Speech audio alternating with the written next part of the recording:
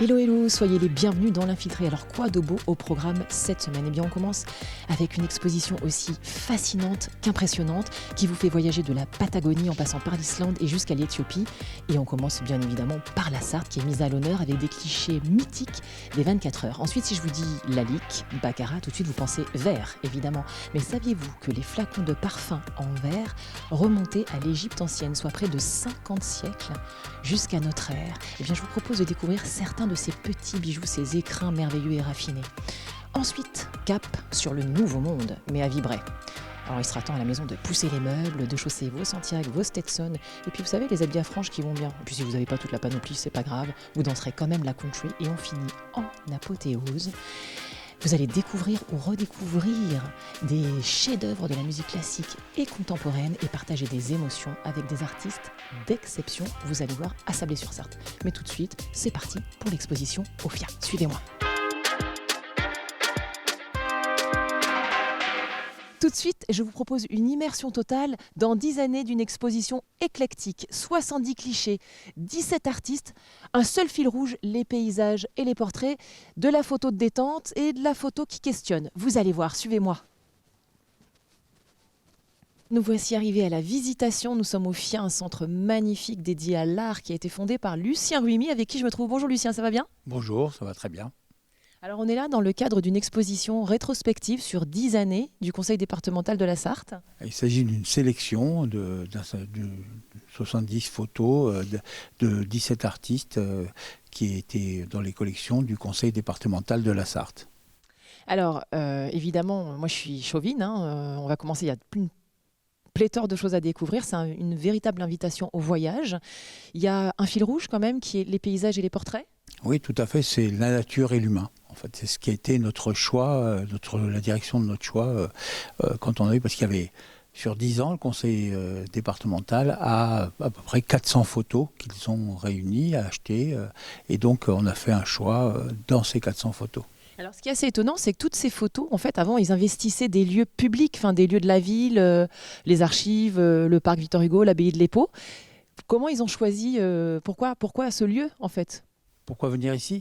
Mais parce que nous sommes partenaires avec le conseil départemental, notamment il a participé de manière extrêmement forte à l'aménagement de ce lieu, puisqu'il a versé 190 000 € de subventions pour aménager ce lieu avec nous. Bon, alors on va commencer le voyage, et évidemment, donc on est au Mans. On ne peut pas passer à côté donc, de ces clichés qui sont des clichés mythiques des 24 heures. Oui, tout à fait. C'est des clichés de Hervé Petitbon et Denis Lambert, qui sont des photographes du Maine Libre. Et donc, il y a eu un accident qui a eu lieu en 2017 et que le photographe a capté comme ça. C'est une photo qui a fait le tour du monde. Voilà. Et puis, il y a ce côté noir et blanc, pixelisé peut-être un petit peu, qui fait que ça donne un regard un peu différent, notamment ces voitures qui sortent de la nuit et qu'on voit apparaître. Et c'est quelque chose qui est assez particulier. Alors moi, ce qui m'a interpellée quand même, c'est qu'il y a de la photo, je dirais, de détente, et puis il y a de la photo qui nous questionne quand même, d'un point de vue presque écologique. Et il y a notamment un artiste qui s'appelle Jean-François Molière, dans les artistes qui sont exposés. Et on a le sentiment qu'il a un petit peu capté les choses comme si c'était l'ultime photo d'un événement, d'un lieu. Ben là, la première de ces photos s'appelle Puissante Mémoire. Elle fait partie d'un ensemble de photos qui ont été prises ici, à la Visitation, comment ils l'ont trouvé quand ils ont commencé les travaux. Et donc on voit dans une des photos, justement, au travers d'une arcade, qu'est-ce qu'était l'intérieur de la cour qu'il y avait. De même sur les photos de New York, et c'est un instant, un moment, le matin de bonne heure, avec une lumière un peu blafarde, qui donne un climat et une présence finalement, alors qu'il n'y a personne. Que ça se trouve, on vient 4 heures après, et il y a des milliers de personnes. Comme New York, vous savez, les gens déambulent du matin jusqu'au soir. Oui, c'est l'effervescence. Voilà. Et donc là, c'est assez exceptionnel de voir une image où finalement, il n'y a personne. Et ça, dans New York, c'est bon... Quand on connaît un peu New York, c'est quelque chose qui est fait un peu bizarre, quoi, de se retrouver là. Et puis il y a la lumière, et puis les magasins qui sont éclairés, etc. Même cette horloge qui donne l'heure, on sait à quelle heure il est. Et voilà, c'est quelque chose, c'est capter l'instant. Et ça, c'est un peu un art, quoi. Ah, c'est magnifique. Alors bon, j'ai dit c'est un voyage, cette exposition, on passe de l'Islande à l'Éthiopie, en passant par la Patagonie, il y a plein de choses. Là par exemple, c'est magnifique, c'est encore une fois du noir et blanc. Là, c'est un artiste qui était architecte, et d'ailleurs, ça se sent dans sa façon de prendre les photos, parce qu'il y a la perspective, il y a le fait que la lumière vient toujours de derrière. Bon, là, on est à Petra, donc en Jordanie, et donc on voit le passage vers les constructions qui restent de Petra, alors que de l'autre côté, c'est une femme qui passe dans un tunnel, et il y a toujours ce côté architectural, finalement, qu'on voit avec les lignes qui font comme ça, qui partent et qui donnent un peu une impression de lumière. On ne sait pas où elle va, quoi, parce qu'elle va faire une lumière un peu bizarre, quoi. Ouais, en parlant de lumière, le cliché qui est à côté, c'est pareil, on ne sait pas trop ce que c'est, si c'est une vue du ciel, si c'est... Une vue de la Loire, vue du ciel. En fait, nous, on se demandait ce que c'était, quoi. Au départ, on dit, bon, c'est quoi ce truc? On dirait presque un canyon. C'est tout à fait ça. Et donc, là, c'est des vues un peu aériennes qui donnent une impression qu'on ne peut pas avoir du sol, en fait, d'une certaine façon. Voilà. Et puis bon, alors là, ces animaux, c'est pareil, on ne sait pas trop ils sont dans l'air, dans la neige, enfin on dirait presque qu'ils sont faux. Non, ils sont réels. C'est un artiste qui prend des photos d'animaux dans la neige. Il y a eu tout un reportage sur lui. Et on voit ça capter comme ça un instant ce regard de loup. On a l'impression qu'il le regarde ou que cet oiseau s'est envolé rien que pour prendre la photo, quoi. Et c'est ça qui est assez magique, quoi. Ouais. C'est ça la capacité des photographes animaliers de prendre un instant d'un animal. On verra d'autres instants à d'autres endroits, mais voilà. C'est saisissant. C'est saisissant. Alors, à côté, on a alors là, pour le coup, on passe sur de la couleur, de magnifiques paysages. Ce sont des paysages d'îles. Donc, c'est une série qui s'appelle Îles. Et donc, il a pris à certains moments, il y en a qui sont prises en vue aérienne, là-bas. Puis d'autres sont prises, ils doivent revenir, regarder, choisir l'instant. Parce que quand nous, on prend des photos de paysages, on n'a jamais ça. On a toujours quelque chose qui a l'air très très loin, qui a l'air au loin, etc. Alors que là, on est quasiment dedans, quoi. Et c'est ça la différence, c'est que justement, cette capacité à capter un espace, un moment, à un certain moment de la journée, etc. Et donc, c'est ça qui donne finalement l'aspect très en relief, enfin très très très très présent en fait du paysage. Alors, on passe des îles à l'Afrique. Là, je vois un très très beau portrait.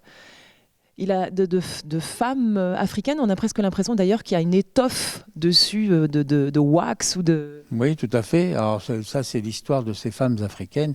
Il y a dans plusieurs endroits en Afrique des femmes qui en fait détiennent une économie, une forte économie et gèrent tout un tas d'affaires.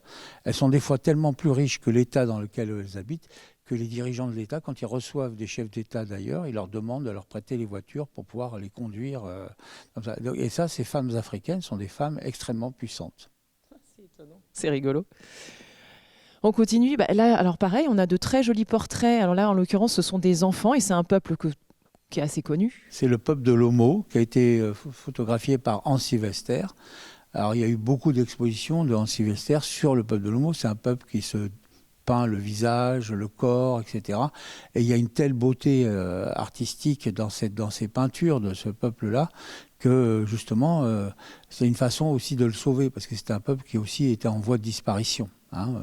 Voilà. C'est incroyable les contrastes, c'est magnifique, ce jaune qui se marie avec la peinture sur le visage.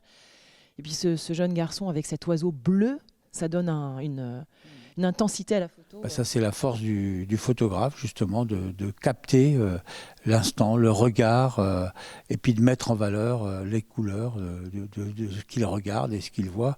Et ça demande beaucoup, beaucoup de travail. Alors après, on est on continue le voyage. Là, pour le coup, on est dans des contrées lointaines avec des chevaux. Alors là, on est au sud du Chili. Donc, les gauchos vont dans la pampa pour récupérer les chevaux sauvages. Et ça doit être quand même extrêmement dur. Parce que quand on voit cet homme qui est là, un peu fatigué, épuisé de cette journée qu'il a dû avoir. Mais bon, il est quand même dans un paysage où vous avez une lumière très particulière. Il y a quelqu'un qui m'a demandé, est-ce que c'est une photo trafiquée à propos de la lumière qu'on voit là? Parce que c'est tellement bleu qu'il disait, mais c'est pas vrai, c'est pas réel. Mais si, c'est justement, c'est comme on est très au sud dans les terres australes, il y a effectivement une lumière qui est différente de la lumière que nous, on peut avoir ici, par exemple. Alors, à côté, bon, on se doute bien que des animaux sauvages dans le métro parisien, c'est improbable. Donc, j'imagine que c'est du photomontage.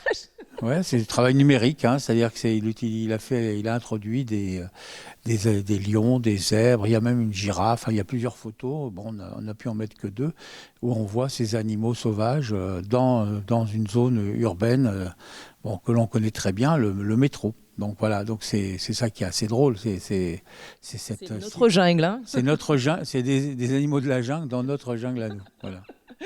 Alors, et puis à côté, on repart dans le photographe animalier. Alors, pour le coup, il y a un cliché saisissant de cette chouette. C'est un Arfan des neiges, on dirait presque. Bah oui, je pense que bon, il y a. On ne sait pas parce nous, petit à petit, on a remarqué qu'il avait une souris dans les serres. Et donc, il a capté l'instant au moment où la chouette vient prendre la souris et va repartir, en fait. Et il y a une lumière qui est particulièrement saisissante. Et la chouette, elle est là, elle nous regarde, en fait. C'est incroyable. Non, mais elle nous regarde. Puis à côté, il y a des cerfs qui sont là et qui sont dans un moment d'une paisible. Enfin bon, il n'y a pas de...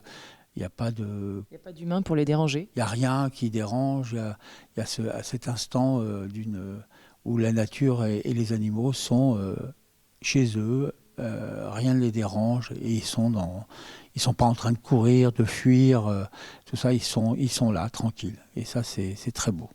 Alors évidemment, il y a encore plein de choses à découvrir, mais on ne va pas tout déflorer pour les téléspectateurs et téléspectatrices, parce qu'il faut qu'ils viennent en fait à l'exposition. Elle dure jusqu'à quand cette expo ? Elle dure jusqu'au 19 mars. Nous sommes ouverts du mardi au dimanche, de 14h à 18h, sauf les jours où la salle est réservée. Mais sinon... Sauf quand on vous embête, nous, et qu'on vient le matin tôt pour... Non mais là, elle n'est pas ouverte. Je l'ai ouverte que pour vous. Donc là, il y a pas de... Non, le public est accueilli justement... Bon. Du mardi au dimanche. 14h, 18h. Voilà. Formidable. Donc vous savez ce qu'il vous reste à faire. Si vous voulez voir toute l'exposition, vous venez ici à la Visitation Ophia et vous allez vous régaler et voyager. C'est merveilleux. Un joli dimanche, quoi. Voilà. Merci. Merci, Lucien. Bon, ben voilà, on quitte cette magnifique exposition et nous, on file à Château du Loir. Allez.